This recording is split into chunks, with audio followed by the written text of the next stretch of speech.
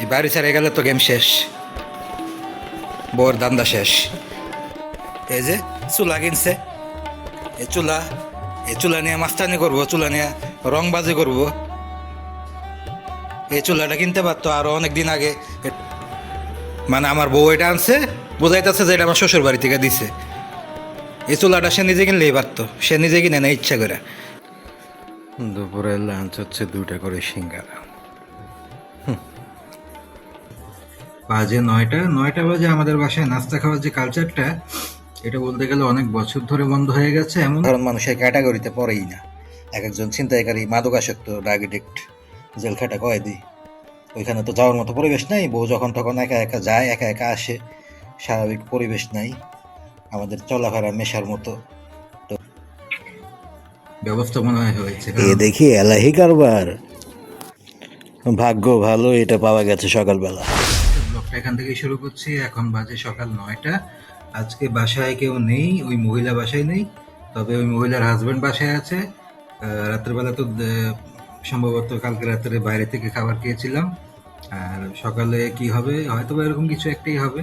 বাসায় কেউ নেই, দেখা যাক। ওই মহিলার হাজবেন্ড আছে, উনি কি করে এখন। আমার তো ঘুম ভেঙে গেছে, ক্ষুধা লেগেছে, কিন্তু মনে হয় না খাবার দাবারের কোনো ব্যবস্থা মনে হয় হয়েছে। কারণ বাজে 9টা বাজে আমাদের বাসায় নাস্তা খাওয়ার যে কালচারটা, এটা বলতে গেলে অনেক বছর ধরে বন্ধ হয়ে গেছে। এমনকি ওই মহিলা যদি বাসায় নাও থাকে, মানে ওর জাদু, ওর ইলুমিনাতি এমনভাবে চড়ে গেছে আমাদের সবার উপরে, যে আমার বাবা যে আগে 8টা বাজে নাস্তা খুঁজতো, বা 8:30 বাজে নাস্তা খুঁজতো, বা আমার বাপের যে বড় ছেলে উনি যে নাস্তা করতো, ওই ধরনের অভ্যাসগুলো চলে গেছে। এখন শুধু ঘুম থেকে আহ, একা একা আগে আগে উঠি একমাত্র আমি।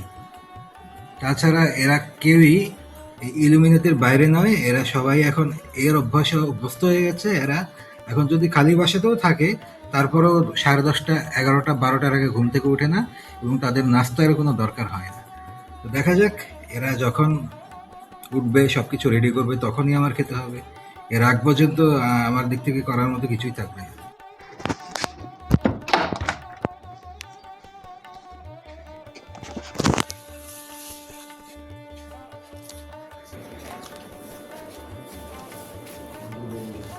তারপরেও ভাগ্য ভালো যে সকাল সকাল দেখি যে বাইরে থেকে নান রুটি আর ডাল ভাজি আনা হয়েছিল। এটা মোটামুটি যথেষ্ট ভালো নাস্তা।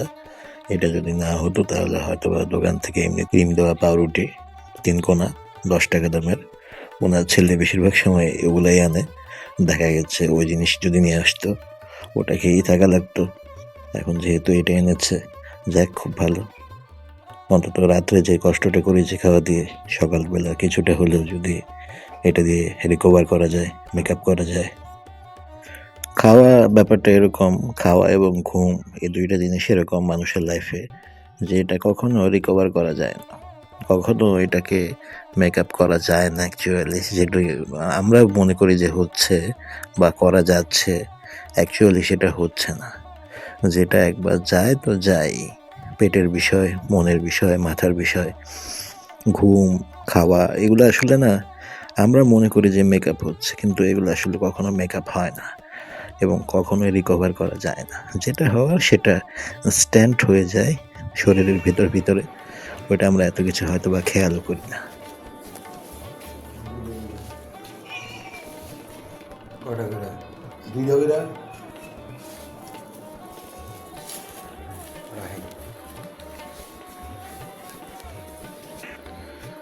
দুপুরের লাঞ্চ হচ্ছে 2টা করে সিঙ্গারা। একদিকে আমি খাবার পাচ্ছি না, যে একটা অবস্থা, 14 গোষ্ঠীর দলবল বাচ্চা কাচ্চা নিয়ে দাঁড়িয়ে আছে, হুলস্থুল কামড়াকামড়ি মারামারি করছে, কি খাবে তারা আমার কাছ থেকে। অথচ আজকে আমার লাঞ্চ হচ্ছে দুপুরবেলা 2টা সিঙ্গারা। আমার বাপের বড় ছেলে এটাই দুপুরবেলা নিয়ে এসেছে। ওনার তো শালা সুমন্দি শ্বশুর বাড়ি, এগুলো তো ব্যান্ড বলতে গেলে। এগুলো তো কোনো মানে সাধারণ মানুষের ক্যাটাগরিতে পড়েই না। এক একজন ছিনতাইকারী, মাদকাসক্ত, ড্রাগ এডিক্ট, জেল খাটা কয়েদি। ওইখানে তো যাওয়ার মতো পরিবেশ নাই। বউ যখন তখন একা একা যায়, একা একা আসে, স্বাভাবিক পরিবেশ নাই আমাদের চলাফেরা মেশার মতো। তো বউ গেছে শ্বশুর বাড়ি, উনি বাসায়, উনি দুপুরবেলা সিঙ্গারা নিয়ে আসছে। ডাবল সিঙ্গারা দুপুরের খাবার, এটাই আজকে দুপুরে খেতে হবে। যদি চুলায় অন্তত হাত দেওয়ার ক্ষমতা থাকতো, সিস্টেম থাকতো, তাহলে তো নিজে একটা কিছু রান্না টান্না করে ভাত টাত কিছু একটা খেতাম। সেই ব্যবস্থাটা পর্যন্ত রাখে নাই। চুলায় হাত দেওয়া তো নিষেধ। নোংরা মহিলার হাজব্যান্ড এবং নোংরা মহিলা দুজনে মিলে পলিটিক্স করছে যেন আমরা চুলায় কোনো কিছু রান্না করতে না পারি। এখন বাইরে থেকে উনি নিজেই আর কি, মহিলার হাজব্যান্ড সিঙ্গারা নিয়ে আসছে, 2টা করে সিঙ্গারা দুপুরের লাঞ্চ হিসেবে নিয়ে আসছে আমার জন্য আর আমার বাপের জন্য। উনি হয়তো বা শ্বশুরবাড়ি চলে যাবে, অথবা ওনার বউ হয়তো বা আবার আসার সময় ওনার জন্য বাটিতে করে কিছু নিয়ে আসতে পারে। ফুল ফ্যামিলি নিয়ে দাওয়াত দিয়ে খাওয়াবে, সেই ধরনের ফ্যামিলি স্ট্যাটাস তো এদের নাই। আজও পর্যন্ত 6 বছরে পারেও নাই কখন। হয়তো হাজব্যান্ডের জন্য কিছু বাটিতে করে নিয়ে আসবে, আমাদেরকে সিঙ্গারা খাইয়ে মুখে ডিবা দিয়ে রাখলো আর কি। আমাদের উপর রাত্রেবেলা একটু দয়া বর্ষণ হয়েছে। দয়া বর্ষণ বোঝাতে চাচ্ছি যে 2-3 বেলা খেয়ে না খেয়ে, কিছু কিছু খেয়ে খেয়ে দিন পাড়ি দেওয়ার পরে রাত্রেবেলা আমাদের ভিক্টোরিয়া রানী রাসমণি বাড়িতে প্রত্যাবর্তন করেছে। উনি প্রত্যাবর্তনের পরে ফ্রিজে কিছু আধা গলা, খুলে রাখা, ভিজিয়ে রাখা খলসে মাছ রেখে দিয়েছিল, সেগুলোকে ভাজি করেছে, উদ্ধার করেছে। এই মাছগুলো ডিপে ছিল, ডিপ থেকে বের করে নিচে রেখে চলে গিয়েছিল বাসা থেকে। সেই মাছ বাসায় এসে পুনরায় ভাজি করেছে। মাছের সেই অরিজিনাল টেস্ট এখন আর নাই। কড়কড়া করে ভাজা করার কারণে কিছু একটা হয়েছে, মুখে দিয়ে খাওয়া যাচ্ছে, তবে মাছগুলো নরম হয়ে গেছে। এই মাছগুলো ছিল ফ্রিজে, এগুলোকে সে নিচে ফেলে রেখে চলে গিয়েছিল, মানে নর্মালে রেখে চলে গিয়েছিল, রান্না করতে পারেনি। যাই হোক, আমাদের রানী এসেছে, এলিজাবেথ। উনি এসে আমাদেরকে উদ্ধার করেছে, আমাদেরকে কিছু একটা খাওয়ার মতো কিছু ব্যবস্থা করে দিয়েছে। এতেই আমরা অনেক বেশি আপ্লুত, এতে আমরা অনেক বেশি আনন্দিত। উনি তো খালি হাতে আসার মানুষ না, উনি হচ্ছে খুব সংসারী, ধার্মিক, উচ্চ এটাকে উচ্চ বংশের বনেদি পরিবারের মেয়ে। উনি ফেরার পথে অনেক কিছু সাথে করে নিয়ে আসে। কী নিয়ে এসেছে, কী করেছে, কোথা থেকে এসেছে, সেইগুলো পরবর্তী ব্লগে আবার বলা হবে ডিটেলস। সেই ব্যাপারে একটা আলাদা আকর্ষণই কাজ করছে, আকর্ষণই রয়ে গেছে। ওই ব্যাপারটা নিয়ে পরবর্তীতে কথা বলবো। ওইটা নিয়ে যদি আমি এখন কথা বলি তাহলে কিন্তু ওই এক্সাইটমেন্টটা নষ্ট হয়ে যাবে। সেখানে আরেকটা ঘটনা আছে, উনি কিছু একটা নিয়ে এসেছে সঙ্গে করে। কী নিয়ে এসেছে আর এটা নিয়ে কী খেলা হয়েছে, এটা নিয়ে পরবর্তী ব্লগে কথা বলবো। ওই বিষয়টা আপাতত চেপেই যাচ্ছি। এখন আমি আমার একটা ব্যক্তিগত অভ্যাস নিয়ে কথা বলি। আমার একটা বদ অভ্যাস হয়ে গেছে। কী বদ অভ্যাস আমি নিজেই স্বীকার করি। দিনের পর দিন খাওয়ায় কষ্ট করতে করতে, ভালোভাবে স্বাভাবিক খাওয়া দাওয়া না করতে করতে, এখন আমি একবেলা কিছু পেলে সাধারণ খাবার, মানে মোটামুটি নর্মাল খাবার যাই পাই না কেন, পরিমাণের চাইতে একটু বেশি খেয়ে ফেলি। এই একটা বদ অভ্যাস হয়ে গেছে আমার খাওয়ায় কষ্ট করতে করতে।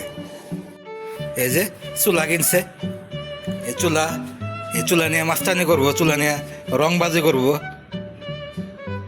এই চুলাটা কিনতে পারতো আরো অনেক দিন আগে, এটা না কিনলেও পারতো, অন্য কোনো নর্মাল চুলা কিনলেও পারতো, কিন্তু না, রংবাজি করা লাগবো না এই চুলা নিয়ে।